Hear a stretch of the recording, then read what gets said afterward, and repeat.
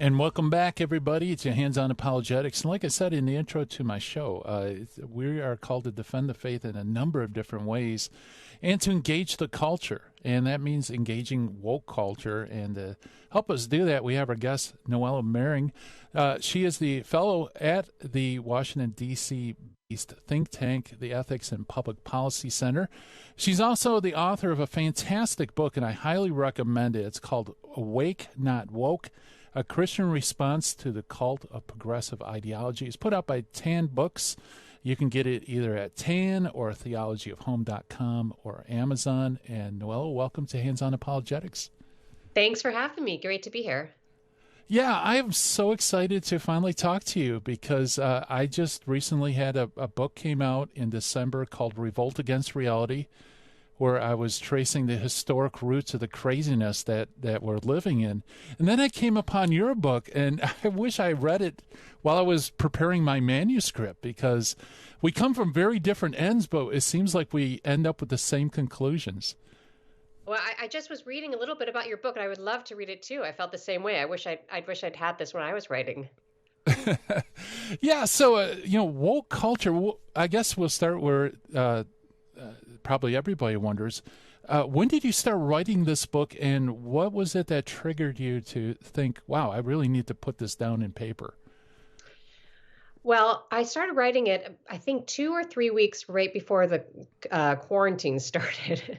So it was a bizarre experience of I just, gotten ready to write it. My kids were all at it. They all go to this sweet little Catholic school nearby. And then all of a sudden everyone was home, and we were trying to carve out time to homeschool and all of that. And then the riots started of 2020. So was really surreal, I think, to be writing about all this and seeing it all manifesting itself in the streets all over the country, the revolution. But I thought about writing it initially. I'd been thinking about writing it for a while. I'd started writing articles about the woke movement around 2018, and was most intrigued by a phenomenon I was seeing in which Christians, Protestants, Catholics were sort of getting pulled into this movement. And one of the things that were the first to go, it was a sense of mercy. They tended to become not more compassionate, but harsher. And that was really interesting because the movement really claims to be a movement based on compassion. So I was interested in that, and just the idea of, can this be something that people can adopt and kind of combine with their devotion to Christ? And it didn't seem like that was possible, but I wanted to understand if there was a way for people to do that.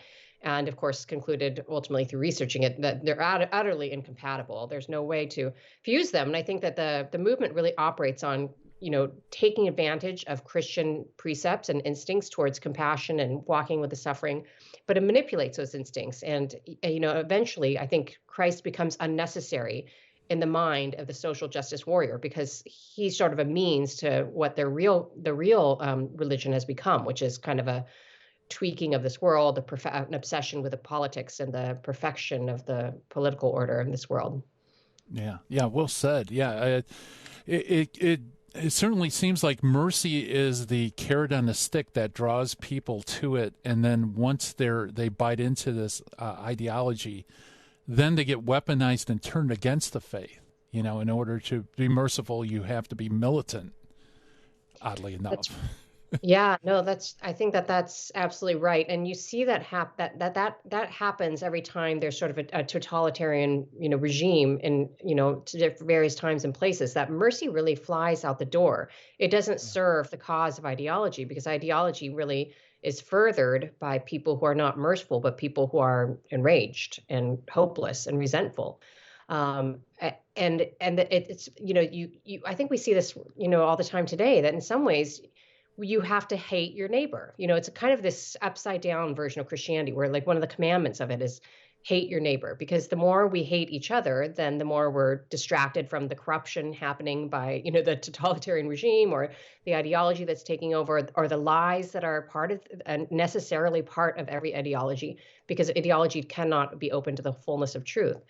But that sort of hatred feeds into the sustenance of the movement. And so really mercy can't fit into that worldview. Yeah, absolutely. Yeah, it's odd that it takes place now when information can be accessed, at a snap of a finger or a click of a button, and like you said, it I don't know, what does it thrive on? Fake news, or um, it can't be truth. Right. No, I think there's a couple of things that it thrives on. One is that kind of the ability to sort of feel a moral sanctimony, that you're on the right side, you're aligned with the elites, with the people who are more sophisticated, and it gives you someone to look down upon. And that sort of feels like a shortcut to virtue that all human beings are tempted towards, right or left. But the ideology really seizes upon that. But secondly, I think that it really thrives upon giving a sort of facsimile of sense of belonging. So every revolutionary from Marx to Marcuse knew that the biggest obstacles to revolution are the faith and the family. And when you disrupt those in a person's life, you really strip away the two most important things: a sense of meaning and to their lives, and a sense of belonging. That they have an identity that gives them significance. They're irreplaceable. They're loved unconditionally. That their value is not dependent on the opinion of another person, but rather is grounded in our Lord. But we're introduced to that sort of love through the avenue of the family. And when the human family is dismantled, then you go looking for it somewhere else. And so that makes someone very susceptible to tribalism, right? Because it gives you this false sense of belonging, that you're, as long as you support the ideology, if you're, aligned in this certain, if you identify by the evils that's been done to you, and I think we see this a lot with like sort of an elevation of the victim identity. Then that gives you a sense of social bonding that you are deprived of. And I think that really feeds the movement very well. Yeah, yeah, absolutely. Yeah, especially now when we have an epidemic of loneliness. The people are really hungry for self affirmation, for affirmation from a group, the sense of belonging. But it's always at a price. That as long as you tote the party line, then you will get this positive feedback. Yeah, and I think that's why there's so much rage directed towards people who don't tote that line, because I think deep down there's a sense that something isn't right. That there's some lie embedded in the belief, and the person who sort of stands against that then can be cast out as a heretic because they threaten the whole house of cards. They threaten really what you've established your meaning and belonging in, which is this political ideology. But loneliness is a key part, as you mentioned. Hannah Arendt speaks about that really it's not just about isolation, it's about making people have that spiritual sense of loneliness, of not being home anywhere, having no home, either in a person or in a place, being wanderers, not pilgrims in this world. And that really sets people up for some sort of desperation, to belong in some way and to find a tribe.